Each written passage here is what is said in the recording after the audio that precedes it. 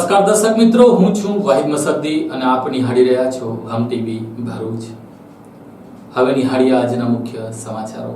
હૈદરાબાદની પાલિકાની ચૂંટણીમાં નરેન્દ્રભાઈ મોદી, અમિત શાહ સહિતના ભાજપના આગેવાનોએ ઓવીસીના ગઢમાં ઘૂસીને એન્ટ્રી કરતા ઓવીસીએ પણ હવે ગુજરાતમાં મોટાભાઈના ગઢમાં એન્ટ્રી કરીને તેમના ગઢના માં ખીલા ઠોકવાનું શરૂઆત કર્યું છે। બીટીપી સાથે ગઠબંધન કરીને આગામી ચૂંટણી લડવાની જાહેરાત કરી નાખી છે। चिनोय सेठ जिनके घर शीशे के होते हैं वो दूसरे के घरों में पत्थर नहीं मारा करते। આ ડાયલોગ કદાચ યાદ હશે, વક્ત ફિલ્મમાં રહેમાનને રાજકુમાર દ્વારા ડાયલોગ મારવામાં આવે છે। એવો જ હાલમાં થયો છે।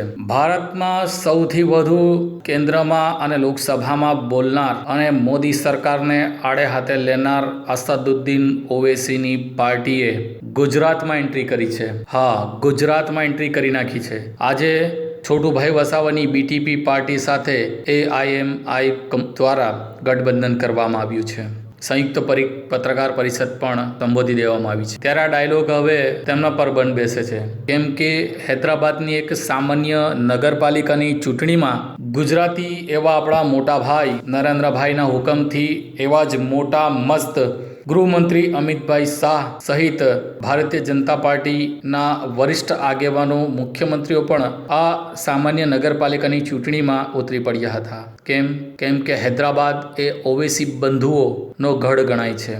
હૈદરાબાદની ઓળખ જ ઓવૈસી બંધુ છે તેમ કહેવામાં કોઈ બેમત નથી। ત્યારે ઓવૈસી બંધુના ગઢમાં ઘૂસીને તેમના ગઢને ધાવવા માટે અને ગઢ પાડી દેવા માટે અમિતભાઈ શાહ સહિતના લોકોએ એડી ચોટીનું જોર લગાવ્યું હતું। ત્યારે હવે ઓવૈસીએ પણ ગુજરાતમાં એન્ટ્રી કરી છે। હા, મોટાભાઈ અને મોટાભાઈના ભાઈ અમિતભાઈ શાહના ગઢમાં ખીલા ઠોકવાનું શરૂ કર્યું છે અને આ ખીલા ઠકી તેઓ ઈંટો કાઢી નાખશે તેવું તો લાગી જ રહ્યું છે। ત્યારે હાલ તો કંઈક એવું અતિશયોક્તિથી વધુ હશે, પરંતુ આજરોજ અસદુદ્દીન ઓવૈસી પાર્ટીના બે આગેવાનો, રાષ્ટ્રીય આગેવાનોએ અમદાવાદમાં એન્ટ્રી કરી હતી। ભવ્ય સ્વાગત થયું હતું। ત્યારબાદ તેઓ ભરૂચ આવ્યા હતા। ભરૂચમાં પણ ભવ્ય સ્વાગત થયું હતું। ત્યારબાદ તેઓએ બીટીપીના છોટુભાઈ વસાવા અને રાષ્ટ્રીય અધ્યક્ષ એવા બીટીપીના મહેશભાઈ વસાવા સાથે બંધ બારણે બેઠક કરી હતી અને પત્રકાર પરિષદ સંબોધીને હવે તેઓ ભાજપ અને કોંગ્રેસનો સફાયો કરશે તેવું પણ કહી નાખ્યું હતું। ત્યારે ઓવૈસી બંધુએ ગુજરાતમાં એન્ટ્રી કરી છે। આગામી દિવસોમાં અસદુદ્દીન ઓવૈસી અને અકબર ઓવૈસી આવી શકે છે તેવી શક્યતાઓ વ્યક્ત કરવામાં આવી રહી છે। ત્યારે મોટા ભાઈના ગઢમાં હવે ઓવૈસીએ પણ પ્રવેશ કર્યો છે। કહેવાય છે ને કે છંછેડાયેલો નાગ વધુ ખતરનાક હોય છે, તેનું ઝેર વધુ ખતરનાક હોય છે। ત્યારે આપણા મોટા ભાઈએ પણ આ ઓવૈસી જેવાને છંછેડ્યા છે, એટલે હવે છંછેડાયેલા વ્યક્તિ શું ના કરે ને શું ના કરી શકે તે તો બધાને જ ખબર છે। ત્યારે હવે મોટાભાઈના ગઢમાં આ ઓવૈસી બંધુએ ખીલા ગાળવાનું શરૂ કરી દીધું છે। ગુજરાતના રાજકારણમાં ઓવૈસી બંધુએ બીટીપીના ગઠબંધનથી અન્ય પાર્ટીઓને રાજકીય કરંટ લાગ્યો છે। બીટીપી અને ઓવૈસીની પાર્ટીએ ગઠબંધનના ભાગરૂપે વાલિયા તાલુકાના માલજીપુરા ગામ ખાતે બંને પાર્ટીના આગેવાનો બેઠક કરીને સંયુક્ત રીતે ચૂંટણી લડવા જંગમાં ઉતરવાની વાત કરી છે અને ભાજપ અને કોંગ્રેસનો સફાયો કરવા માટે તેઓ બંને હાથ મિલાવ હોવાનું પત્રકાર પરિષદમાં કહ્યું હતું। ગુજરાતમાં સ્થાનિક સ્વરાજ્યની ચૂંટણીમાં ભણકારા વાગી રહ્યા છે। પક્ષની સાથે અનેકો વિપક્ષની પાર્ટીઓ સક્રિય થઈ છે। ગુજરાતમાં સામાન્ય રીતે ચૂંટણીમાં કોંગ્રેસ અને ભાજપ વચ્ચે ચૂંટણી જંગ જામતો હોય છે। જો કે આ વખતે કોંગ્રેસ ભાજપની સાથે સાથે આમ આદમી પાર્ટી પણ પ્રતિનિધિત્વ કરશે। ત્યારે અંતિમ ક્ષણે બીટીપી અને અસદુદ્દીન ઓવૈસીની પાર્ટી એઆઈએમઆઈ પાર્ટી વચ્ચે ગઠબંધન થતા ગુજરાતમાં 4 મુખ્ય પાર્ટી વચ્ચે ચૂંટણી જંગ જામશે। આ અઠવાડિયામાં ભારતીય ટ્રાઇબલ પાર્ટી અને અસદુદ્દીનની પાર્ટી એઆઈએમઆઈએમ વચ્ચેના ગઠબંધનના સમાચાર મળ્યા બાદ હવે પતંગ કપાય તે પહેલા અસદુદ્દીનના વરિષ્ઠ અગ્રણીઓએ ગુજરાતની અને ખાસ કરીને બીટીપીના છોટુભાઈ વસાવાની મુલાકાત લીધી હતી। ગુજરાતના રાજકારણ બાદ હવે હૈદરાબાદના ઓવૈસી બ્રદર્સના નામ સાંભળવા મળશે। આજ રોજ એઆઈએમઆઈએમના નેતા અને મહારાષ્ટ્રના ઔરંગાબાદના સાંસદ ઇમ્તિયાઝ જલીલ અને એમઆઈએમના પાર્ટીના રાષ્ટ્રીય પ્રવક્તા ભાઈ ખલ્લાના પૂર્વ ધારાસભ્ય વારિસ પઠાણ પ્રથમ અમદાવાદ બાદ આજે ભરૂચ આવી પહોંચ્યા હતા।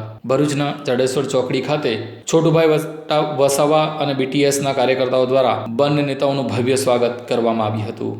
AIMIMની પાર્ટીની ગુજરાતમાં એન્ટ્રીના ભણકારા ચૂંટણી પૂર્વે જ વાગવા લાગ્યા હતા. અંતિમ ક્ષણે BTP સાથે ગઠબંધન કરી ગુજરાતમાં ઓવૈસી બ્રધર્સે એન્ટ્રી પાડી દીધી છે. જો કે BTP અને ઓવૈસીના ગઠબંધનથી કોંગ્રેસ અને ભાજપને કેટલો ફાયદો અને કેટલો નુકસાન થશે તે અંગેનો પ્રશ્ન ચર્ચાસ્પદ બન્યો છે. તે તો ભવિષ્યની વાત છે. જો કે 70% લોકોનું માનવું છે કે આ ગઠબંધનથી મોટું નુકસાન કોંગ્રેસને થશે, જ્યારે BJP માટે પાર્ટી ફાયદાકારક કે નુકસાનકારક સાબિત થશે તે તો અંતિમ ઘડી સુધી કહેવું મુશ્કેલ છે. જો કે રાજકારણના જાણકારોમાં ગઠબંધનના ભાજપ માટે સીધો ફાયદો બતાવી રહ્યા છે. આજે અસાદુદ્દીન ઓવૈસીના 2 વરિષ્ઠ નેતાઓ ભરૂચ, ખાસ કરીને છોટુભાઈ વસાવાની મુલાકાત લીધી હતી, જેમાં AIMIMના વરિષ્ઠ નેતા ઇમ્તિયાઝ જલીલ દ્વારા મીડિયા સાથે વાત કરતા જણાવ્યું હતું કે ગુજરાતમાં ઓવૈસી બ્રધર્સનો સારો આવકાર મળ્યો છે. આગામી ચૂંટણીમાં કયા મુદ્દે પર ચૂંટણી લડવામાં આવશે તેની પ્રતિક્રિયા ઉત્તર તેઓ જણાવે છે. આ અંગે છોટુભાઈ વસાવા અને અસદુદ્દીન ઓવૈસીની મુલાકાત કરી ગુજરાતની ચૂંટણી માટે રણનીતિ નક્કી કરવામાં આવશે. देखिए, अभी तो बहुत प्राथमिक हमारा ये है, अभी मैं तो बहुत छोटा सा पार्टी का एक कार्यकर्ता हूँ. छोटू भाई वसावा साहब, महेश भाई जब हैदराबाद में आएंगे, असदुद्दीन अवैसी साहब के साथ बैठेंगे तो यकीनन इस बारे के अंदर चर्चा होंगी और आप लोगों को बताया जाएगा कि क्या मुद्दे रहेंगे. જો કે ભાજપની BDM તરીકે કોંગ્રેસે કરેલા આક્ષેપના પ્રત્યુત્તરમાં ઇમ્તિયાઝ જલીલ જણાવે છે કે આઝાદી પછીથી થતા ચૂંટણીમાં અન્યાય બાદ હવે MIM પાર્ટી દ્વારા આગળ આવી છે. લઘુમતી સમાજ, ST સમાજ, SC સમાજ અને OBC સાથે અને આદિવાસીઓ સાથે થતા અત્યાચાર અને રાજકીય હરોળમાં પાછળ રાખવામાં આવ્યા છે. તેમના સ્થાન મળે તે ધ્યેય સાથે તેઓ સક્રિય થયા છે. देखिए, कम से कम मेरे हिसाब से ये मैं पिछले 1 साल के अंदर 2000 मरतबा इसका जवाब दे चुका होगा उसमें. ये अभी एक साहब ने ये कहा है कि इससे नुकसान किसको होगा करके. हमने 70 सालों तक आज़ादी के 70 सालों तक हमने तो अपने फ़ायदे के बारे में कभी सोचा नहीं है. लेकिन अब सुन ले कोई भी राजनीतिक पार्टी जो है, अब हम हमारे फ़ायदे के बारे में बात करने के लिए आए हैं. अब हम हमारे बारे में सोच रहे हैं. हमने 70 सालों तक आपके बारे में सोचा, लेकिन जब हमको ये एहसास हुआ, हमारी एक पीढ़ी को जब ये एहसास हुआ है कि साहब क्या वजह है कि हम लोग सिर्फ है तो ज़िला परिषद के हद तक रह गए, नगर पालिका के हद तक रह गए हैं, हमको लोकसभा में जगह क्यों नहीं मिलती है. વધુમાં તેમણે જણાવ્યું કે આજે તેઓ ભરૂચના BTPના સંયોજક છોટુભાઈ વસાવા અને BTPના રાષ્ટ્રીય અધ્યક્ષ મહેશ વસાવાને હૈદરાબાદ પધારવા માટેનું આમંત્રણ આપવા માટે આવ્યા છે. તેમજ ઓવૈસી બ્રધર્સની તારીખમાં તેઓ હૈદરાબાદમાં કાર્યરત શાળાઓ, હોસ્પિટલ ચાલતું હતું તેનું સંચાલન અને વગર ભેદભાવે અપાતી સુવિધા પર નજર કરી પાર્ટીની કામગીરી પર વિશ્વાસ મૂકવા માટે આવ્યા છે. देखिए, हमने छोटू भाई साहब और महेश भाई से हमने दरख्वास्त की है कि हम न्योता लेकर आए हैं उन्हें कि आप आइए, पहले हैदराबाद आइए, हैदराबाद में देखिएगा कि किस तरह का काम MIM पार्टी के तरफ से किया जाता है. हम तो गुजरात के पत्रकारों से भी ये अनुरोध करना चाहेंगे कि आप लोग भी कभी हैदराबाद आइए और देखिए कि हमने एक चुनौती दिए थे. मैंने महाराष्ट्र से मैं आता हूँ, वारिस पठान हमारे सहयोगी हैं, महाराष्ट्र से आते हैं. हमने महाराष्ट्र के अंदर तमाम राजनीतिक पार्टियों को चुनौती दिए थे कि जो काम अवैसी बंधु हैदराबाद में कर रहे हैं, चाहे उनके जो स्कूल जो चलाए जाते हैं, जो फ्री स्कूल जिसके अंदर हज़ारों की तादाद के अंदर गरीब बच्चे मुफ्त तालीम हासिल करते हैं, उनको यूनिफॉर्म मुफ्त दिया जाता है, शूज़ उनके, बुक्स उनके पूरे, और ऐसी ऐसी बिल्डिंग्स है, 14 के करीब ऐसे स्कूल्स बनाए गए हैं जो मैं समझता हूँ कि आपके गुजरात के अंदर ऐसे कितने स्कूल्स होंगे जो उसके लिए पैसा चार्ज करते हैं. 1 रुपया भी अवैसी बंधु लेते नहीं है. ઇમ્તિયાઝ જલીલે એમ પણ જણાવે છે કે ગુજરાતના યુવા પેઢીની તીવ્ર ઈચ્છા હતી કે ગુજરાતના રાજકારણમાં ઓવૈસી બ્રધર્સ પર એન્ટ્રી કરે. ત્યારે આ ગઠબંધનથી ગુજરાતની યુવા પેઢીના ઉન્માદ અને તેમની ઈચ્છા પૂર્ણ થઈ હોવાનું તેઓ જણાવે છે. વધુમાં તેઓ કહ્યું કે ઓવૈસી બ્રધર્સ અને છોટુભાઈ વસાવા બંનેની નીતિ એક જ છે. તેઓ રાજકારણ ઓછું અને સેવા વધુ કરે છે. જે તે લઈને આવ્યા આજે તેઓનું ગઠબંધન કર્યું છે. તેમના ઓવૈસી બ્રધર્સના ગુજરાતમાં આવ્યા પહેલા લોકોમાં ઉત્સાહથી સાબિત થાય છે કે ગુજરાતમાં વૈકલ્પિક પાર્ટીની જરૂર છે. ગુજરાતના રાજકારણમાં સંગીત ખુરશી જેવું છે, જેમાં કોંગ્રેસ અને ભાજપ વારાફરતી આ સંગીત ખુરશી પર રમતા હતા અને મેળવતા હતા. હવે ગુજરાતના રાજકારણમાં અન્ય પાર્ટીના પ્રવેશથી ચોક્કસ ગુજરાતના રાજકારણમાં ચૂંટણીનો માહોલ જામશે. आप गुजरात में अवैसी साहब नहीं आए हैं, अभी तक नहीं पहुँचे हैं, उसके बावजूद जो उत्साह है तो यकीनन लोगों की ख्वाहिश थी कि एक ऑल्टरनेट के तौर के ऊपर कोई ना कोई यहाँ पर आए. हम ये समझते हैं कि आज तक जो एक जो गेम होता है ये कुर्सी होती है और कुर्सी के अतराफ में है तो खेलना पड़ता है, म्यूज़िक दबाई जाती है, जो कुर्सी के ऊपर बैठा वो सत्ता में। तो सिर्फ 2 ही खिलाड़ी खेल रहे थे, कभी कांग्रेस वाले जाके बैठ जाते थे, कभी भाजपा वाले जाके बैठ जाते थे। और कई लोगों की ये मजबूरी थी कि हम इनको नहीं देते हैं तो चलो इनको दे डाले करके, इनके पास कोई ऑल्टरनेट नहीं था। તો બીજી તરફ છોટુભાઈ વસાવા અને અસદુદ્દીન ઓવૈસીની સંવિધાન પર કરાતા વાતને પસંદ ફરમાવે છે બીટીપીના। જો કે બીજેપીના મજબૂત સંગઠનને ધ્યાનમાં રાખીને આગામી ચૂંટણીમાં તેઓ છોટુભાઈ વસાવાને સાથે રાખી એઆઈએમની મજબૂત ચૂંટણી રણનીતિ તૈયાર કરશે। વધુમાં તેઓ ઉમેરે છે કે આગામી ચૂંટણીમાં જીત મેળવવા માટે અસદુદ્દીન ઓવૈસીના સમર્થકો જોશમાં છે। બીટીપીના મહેશભાઈ અને છોટુભાઈના વસાવાના હોશ જરૂરી છે। હોશ અને જોશ મળશે તો ચોક્કસ તેનું સકારાત્મક પરિણામ આવશે તેમ જણાવ્યું હતું। उनको जो बात पसंद आई वो बात हमको भी पसंद है और आपको भी, कि असदुद्दीन अवैसी इस मुल्क के अंदर बात करता है तो संविधान के हिसाब से बात करता है। और ये बात है जो आज अलग अलग राजनीतिक पार्टियां हम साथ में मिलकर आ रहे हैं, क्योंकि छोटू भाई का भी लक्ष्य जो है वो यही है कि संविधान के हिसाब से देश चलना चाहिए। दोनों को मुक्त करेंगे हम, बीजेपी को।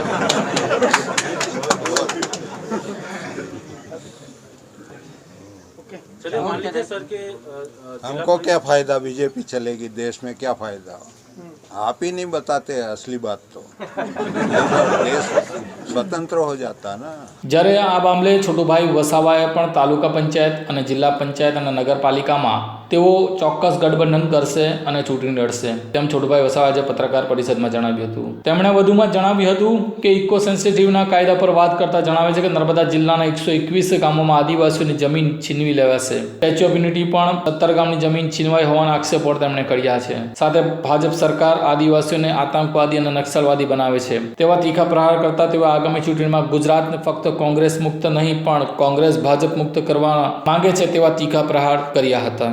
મનસુખભાઈ વસાવા સાંસદ જેવા વ્યક્તિ જ નથી, તેમની શું વાત કરવી તેમ કહીને છોટુભાઈ વસાવાએ આજે પત્રકાર પરિષદમાં હાસ્યનું મોજું ફેરવી નાખ્યું હતું। આજો તો ભરૂચ જિલ્લાના રાજકારણમાં એક ભડકો થયો અને તે ભડકા પાછળ અને ઝટકા પાછળ છોટુભાઈ વસાવાનું દિમાગ રહ્યું છે। છોટુભાઈ વસાવાએ લઘુમતી મતોને એકત્ર કરવા માટે તેમણે સૌથી ખતરનાક વક્તા અને સંસદમાં મોદી સહિત તમામ પાર્ટીઓને આડે હાથે લેણનાર અસદુદ્દીન ઓવૈસી સાથે હાથ મિલાવ્યો છે। આજે અસદુદ્દીન ઓવૈસીના પાર્ટીના 2 મોટા નેતાઓએ વાલિયા ખાતે આવેલા માલજીપુરા ગામ ખાતે ગઠબંધન માટેની બેઠક યોજી હતી। ત્યારબાદ એક સંયુક્ત પત્રકાર પરિષદ પણ સંબોધવામાં આવી હતી।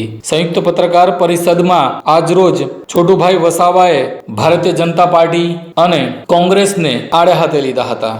ત્યારે આજે છોટુભાઈની પાર્ટી બીટીપી અને અસદુદ્દીન ઓવૈસીની પાર્ટીએ હાથ મિલાવ્યો હતો અને તેને લઈને પત્રકાર પરિષદમાં આજે પૂછાયેલા પ્રશ્નમાં કે મનસુખભાઈ વસાવાએ સાંસદ પદેથી રાજીનામું આપી દીધું હતું અને પરત ખેંચી લીધું હતું, તે બાબતે આપ શું કહેશો? ત્યારે આજે છોટુભાઈ વસાવાએ કહ્યું હતું કે મનસુખભાઈ સાંસદ જેવા વ્યક્તિ જ નથી, તેમની કોઈ વાત કરવા જેવી જ નથી તેમ કહીને ભારે કટાક્ષ કરી નાખ્યો હતો। એટલે કે મનસુખભાઈને અગાઉ તેમણે ટ્વીટ કરીને કહ્યું હતું કે મનસુખભાઈ તો બાળક છે જેઓને લોલીપોપ આપવામાં આવ્યું છે પાર્ટી તરફથી અને તે માની ગયા હતા। જેમ બાળક રડે અને જો મોટો વ્યક્તિ તેને લોલીપોપ આપી દે તો બાળક ચૂપ થઈ જાય, તેમ મનસુખભાઈને ફરીવાર ભારતીય જનતા પાર્ટી દ્વારા એક લોલીપોપ આપી દેવામાં આવ્યું ટ્વીટ કર્યા બાદ આજે મનસુખભાઈ સાંસદ જેવા વ્યક્તિ જ નથી અને તેમની કંઈ શું વાત કરવી તેવું કહીને આજે છોટુભાઈએ ભારે કટાક્ષ કર્યો હતો। તો બીજી તરફ વધુમાં તેમણે જણાવ્યું હતું કે ઇકો સેન્સિટિવ જેવા કાયદા ઉપર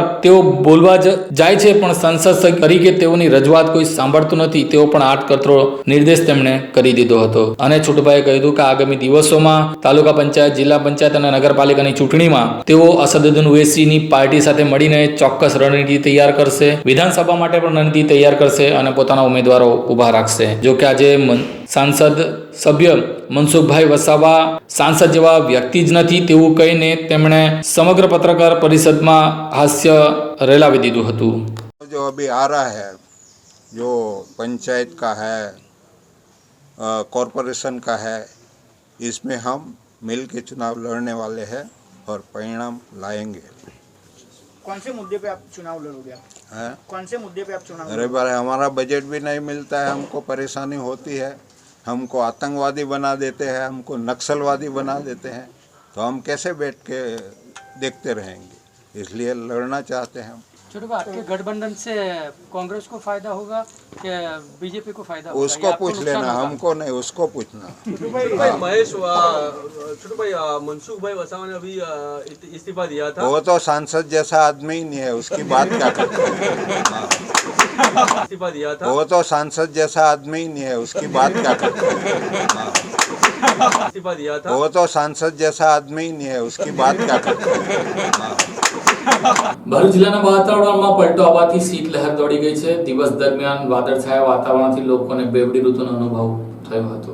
ભરૂચ જિલ્લાના વાતાવરણમાં છેલ્લા કેટલાક દિવસોથી શીત લહેર દોડી રહી છે. ઠંડા પવનો ફૂંકાઈ રહ્યા છે. વાતાવરણમાં આવી રહેલા પલટાને લઈને ભરૂચ જિલ્લામાં લોકો પણ શિયાળાની ઋતુનો અનુભવ કરી રહ્યા છે.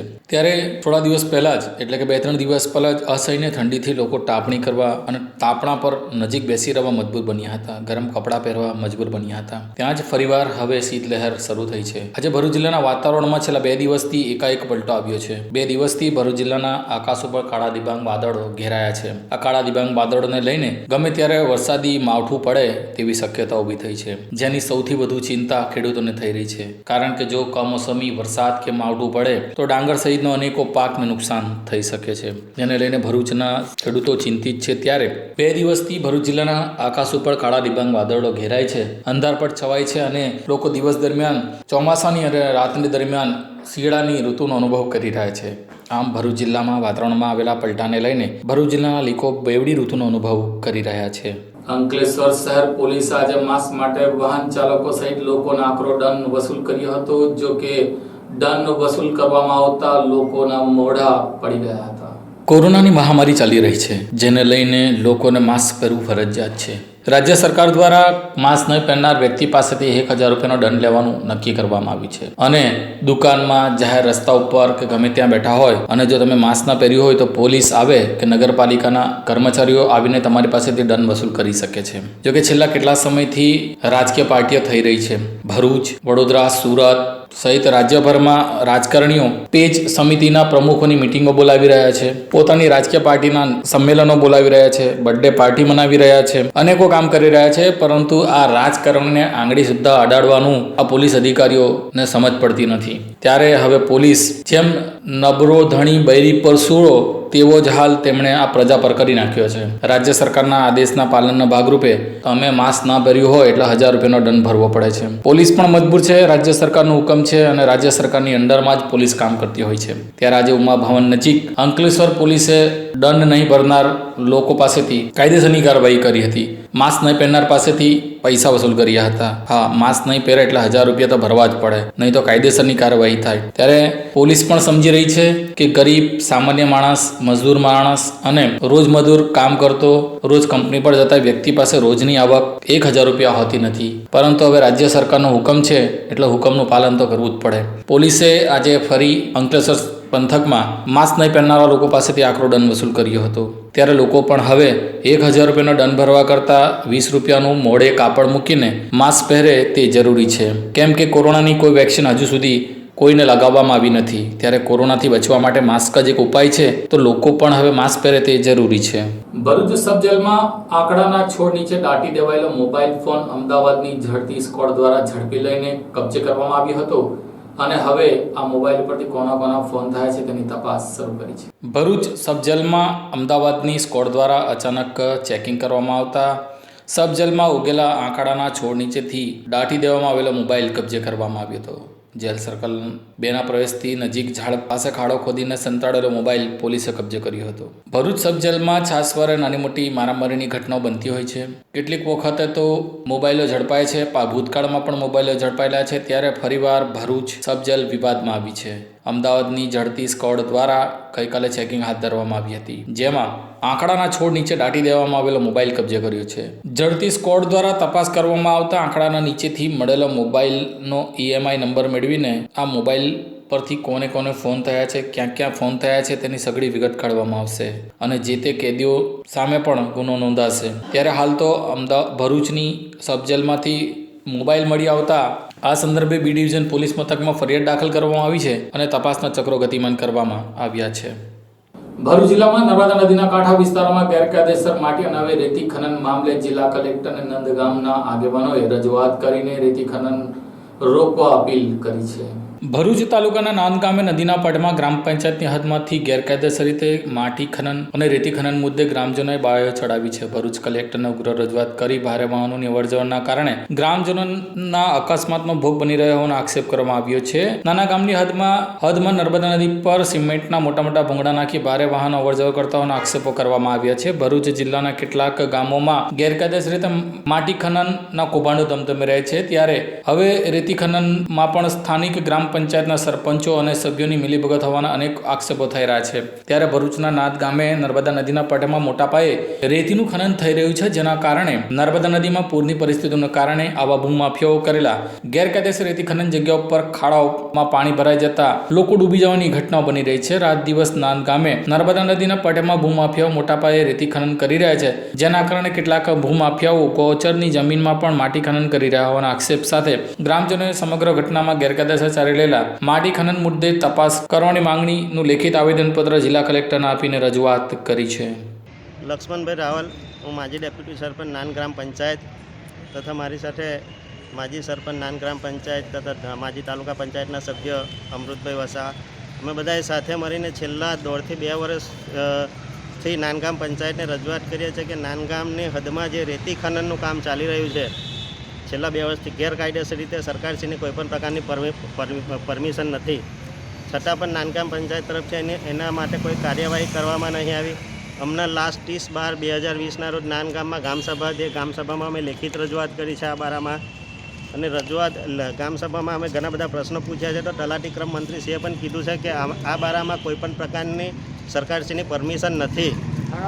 હા, અને કોઈપણ પ્રકારનો ઠરાવ પણ થયેલો નહીં. તો એમને કીધું હતું કે કોઈ વાંધો નહીં, અમે જોઈએ છે, બંધ કરાવીશું, પણ તે બારામાં કોઈપણ પ્રકારનું બંધ ના કરાવતા આજરોજ અમારા કલેક્ટર સાહેબશ્રીને રજૂઆત કરવાની ફરજ પડી છે.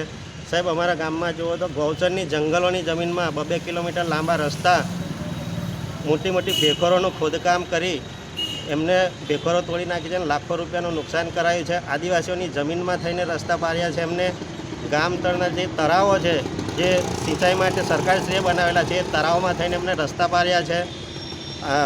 અમારે બાજુના ગામ શાહપુરા ગામનો જે અમારા ગામમાં સ્મશાન આવેલું છે નર્મદા નદી કિનારે, સ્મશાનમાંથી રસ્તા બનાવેલા છે. ગોચરોની જમીનો તોડી નાખી. સાહેબ, લાખો રૂપિયાનું નુકસાન છે. અમારી રજૂઆત એટલી જ છે કે આ બંને લીજો તાત્કાલિક બંધ કરાવે. સાહેબ, સૌથી ઇમ્પોર્ટન્ટ વસ્તુ જે હું કહું તમને કે નાંદ ગામેથી વડોદરા જિલ્લાને જોડતો રસ્તો, જે વર્ષો જૂનો રસ્તો છે, જ્યાં બહુ મોટી ભેખરો હતી તે તોડીને અમને ખાઈ બનાવી દીધી છે, અને રસ્તાઓ અમારા વડોદરા જિલ્લાનો સંપર્ક તોડી નાખ્યો છે. અમને અમારા ગામેથી હજારો પરિક્રમાવાસીઓ જાય છે, જે લોકોને હાલ આગળ જવાની મુશ્કેલી પડે છે. બીજું, આ લોકોએ જે નર્મદા કિનારે જે મોટી ભેખરો તોડી છે, એના કારણે હવે નર્મદાના પૂરનું પાણી અમારા ગામમાં ઘૂસી જાય એ પ્રકારની પરિસ્થિતિ છે. આ સાથે હમ ટીવી ભરૂચના સમાચારો પૂર્ણ થાય છે. આવતીકાલે ફરી મળીશું. નમસ્કાર.